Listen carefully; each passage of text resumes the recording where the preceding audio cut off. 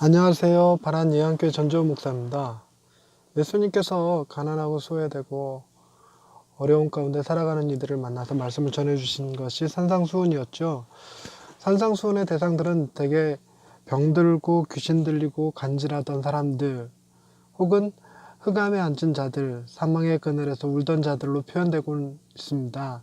그들에게 주님이 산상수훈을 통해서 이루 말할 수 없는 위로를 주셨을 텐데요.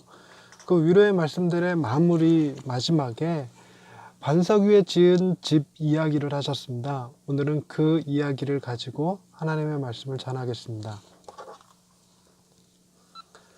샬롬, 하나님의 평강이 삶에 가득하시기를 기원드립니다. 츤데레라는 말을 아십니까? 경상도 사나이가 여친에게 선물을 주면서 오면서 주었다, 니 해라 하는 것이 츤데레라고 합니다. 속으로는 좋으면서 겉으로는 차갑게 대하는 것을 말한다고 하네요. 우리 아버지 시대에 츤데레 성향이 많았죠. 이런 츤데레를 사랑하기는 어려워도 한번 사랑하면 빠져나오는 출구가 없다고 합니다. 주님이 산상수훈을 마무리하면서 마지막으로 당부하신 말씀이 반석 위에 지은 집에 관한 이야기였습니다. 마태복음 7장 24절부터 27절의 말씀입니다. 그러므로 누구든지 나의 이 말을 듣고 행하는 자는 그 집을 반석 위에 지은 지혜로운 사람 같으리니 비가 내리고 창수가 나고 바람이 불어 그 집에 부딪힘에 무너지지 아니하나니 이는 주추를 반석 위에 놓은 까닭이요 나의 이 말을 듣고 행하지 아니하는 자는 그 집을 모래 위에 지은 어리석은 사람 같으리니 비가 내리고 창수가 나고 바람이 불어 그 집에 부딪힘에 무너져 그 무너짐이 심하니라. 아멘. 주님의 이 말씀은 직접적으로 무엇을 행하라는 명령은 아니었습니다. 말씀을 듣고 행하면 지혜로운 사람이고 행하지 않으면 어리석은 사람이라고 말씀하신 것이지요. 선택은 듣는 자들에게 있습니다. 만약 우리가 무너지지 않는 집을 짓고 싶다면 반석 위에 주초를 놓아야 하고 그것이 귀찮거나 힘들어서 그냥 모래 위에 집을 짓고 만다면 비가 많이 오는 날 무너져 버리겠지요.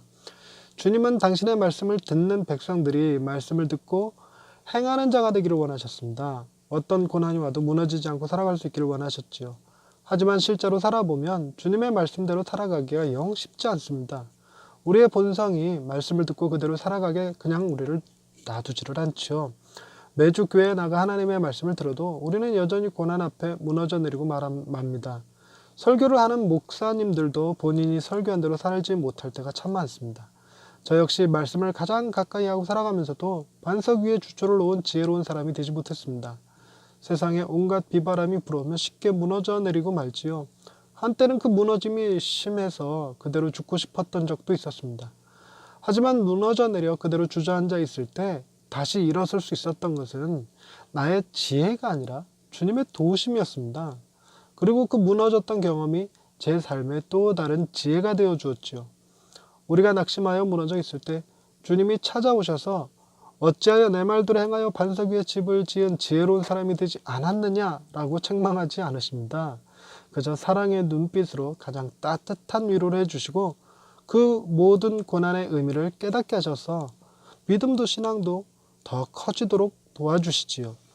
산상수훈의 말씀을 다 듣고 이제는 지혜로운 사람이 되어 주님의 말씀을 행하는 자가 되어야지 결단한다고 해도 실제로는 어리석은 사람처럼 살아가는 것이 우리들입니다.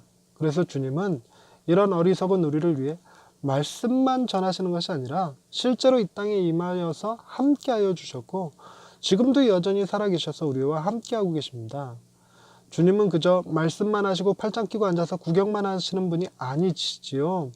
우리는 비바람에 집이 무너져 내리고 죽을 것 같은 고통 속에서 우리를 건지시는 주님을 만나게 될 것입니다. 마지막 하나님의 심판의 때에 우리는 반석 위에 집을 지은 자처럼 주님의 말씀을 듣고 행하였기 때문에 구원을 얻은 것이 아니라 그 심판을 대신 담당하여 주시고 우리를 구원하신 주님 덕분에 영생을 얻게 될 것입니다. 주님은 겉으로는 우리에게 지혜로운 자가 되라고 하시지만 속으로는 우리의 어리석음을 도와주시는 분이십니다. 할렐루야. 우리에게 삶의 지혜를 가르쳐 주시는 하나님 아버지, 산상수훈의 말씀을 통해 삶의 위로와 지혜를 주셔서 감사합니다. 그러나 우리는 주님의 말씀을 듣고 행하여 반석 위에 집을 지은 자처럼 지혜로운 자가 되어야 했음에도 불구하고 여전히 모래 위에 집을 짓고 살아가는 것을 용서하여 주옵소서.